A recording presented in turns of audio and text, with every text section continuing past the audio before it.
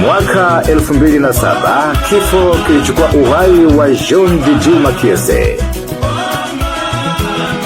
Likambo nini nzambe osala biso mibali tosalela kabashi bango bali ya kabala. Mwimbaji wa rumba na mtunzi wa nyimbo kutoka Kongo DRC, aliyezaliwa katika eneo lililokuwa likiitwa Leopoldville, yani Kinshasa ya leo. Alihaso kwa kupita bendi nyingi, akaja kutoka kwenye bendi ya Tipo Jazz ya Franco. Akaja kupendwa na wengi kutokana na mvuto wa sauti yake ya kinanda. Franco alimkubali sana jamaa na kumpatia jina maarufu linaloendelea kutesa hadi leo la Madilu System. Kombo ya sika bazaiwa mapesi, kombo ya difko ekunda milelo toponi asa.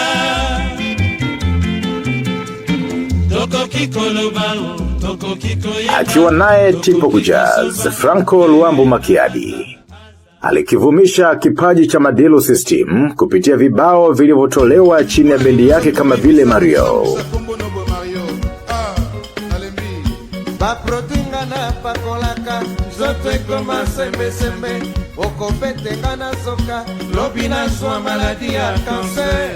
Lobitango na kopola yo kimigaye Mario na baye Mario na lembie. Na bila kusahau na kile cha Mamu, ambazo zote zilivuma miaka 1980.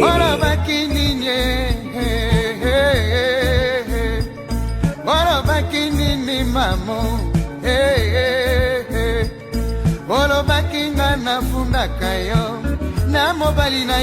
Madilu System alianza muziki akiwa na umri wa miaka 19 tu.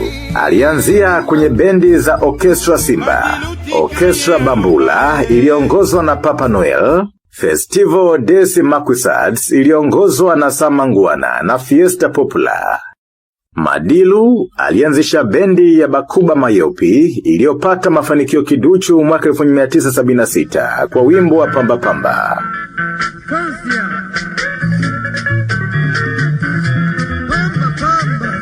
Ambapo kupitia mafanikio hayo akapata moyo wa kuanzisha bendi yake mpya iliyoitwa Orchestra Pamba Pamba. Wakati huo Madilu alijiita Bialu Madilu, lakini pia alijiita Pere Zirikapens. Hata hivyo bendi ikaja kufa na kisha kajiunga na Tabulez Afrisa ya mwanamuziki Tabulei. Hata hivyo hakupata matokeo mazuri pia na kuamua kuondoka kwa Tabulei. Licha ya kwamba Madilu System kusema mara kadhaa alikuwa akimkubali sana Tabulei.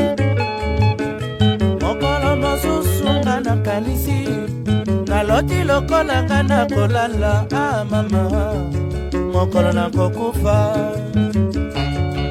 April mwaka 1980, Franco alimuona jamaa, akamleta kwenye bendi yake ya Tipo Jazz, ndipo akawa nyota wa Kongo wa kimataifa.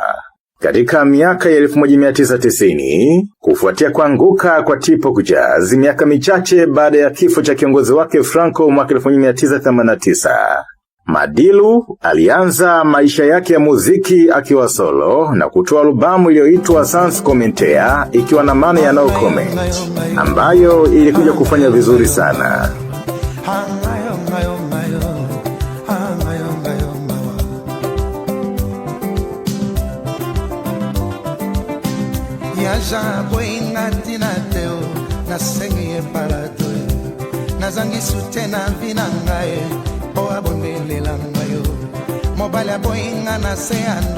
Kutokana na umaarufu wake akaja kupata project kibao kama vile kushiriki kwenye albamu maarufu ya Exploration ya Mbilia Bell.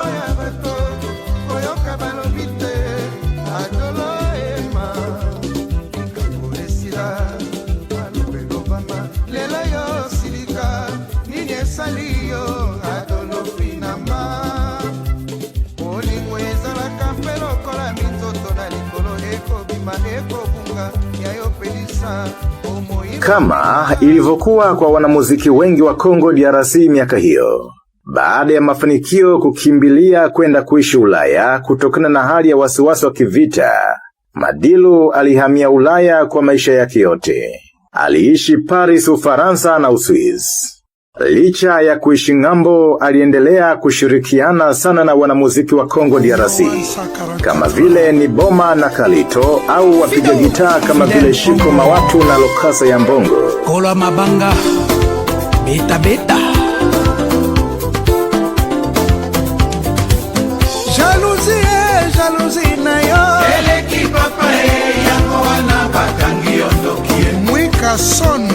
Jalousie na yo eleki makasi mosalosu Toka atoke Tipok Jazz, Madilu System alitoa albamu 6 za studio bora kuanzia mwaka 1993 hadi mwaka 2007.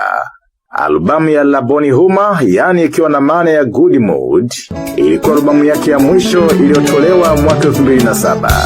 Yolesa ngani niye mampata motema nanga mokoka lisusu kolulate utato bandanga na yo mama ye nakoma nanga dine ya bolingo ya nzambe uzwela kanga baide ya mabeteo mampata. Na ndipo kipindi ambacho wamesafiri kwenda Kinshasa kwa ajili ya kushuti video za nyimbo za albamu yake.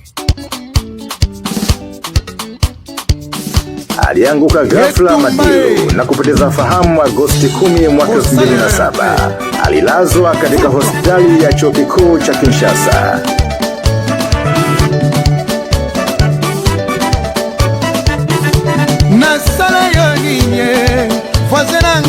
Asubuhi iliyofuata ya Agosti 11, habari za kifo cha Madilu kutokana na mshtuko wa moyo zilienea Kinshasa yote.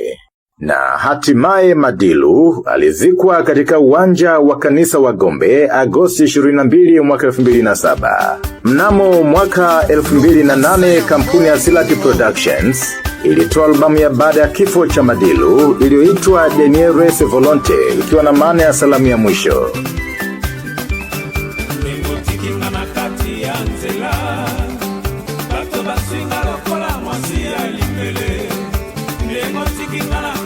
Na albamu yake ya mwisho ilikuja kutolewa baada ya kifo chake pia.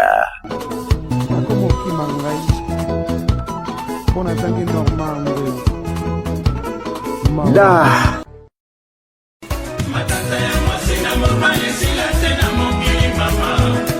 Mwaka 2007 kifo kilichukua uhai wa Jean Didi Makiese.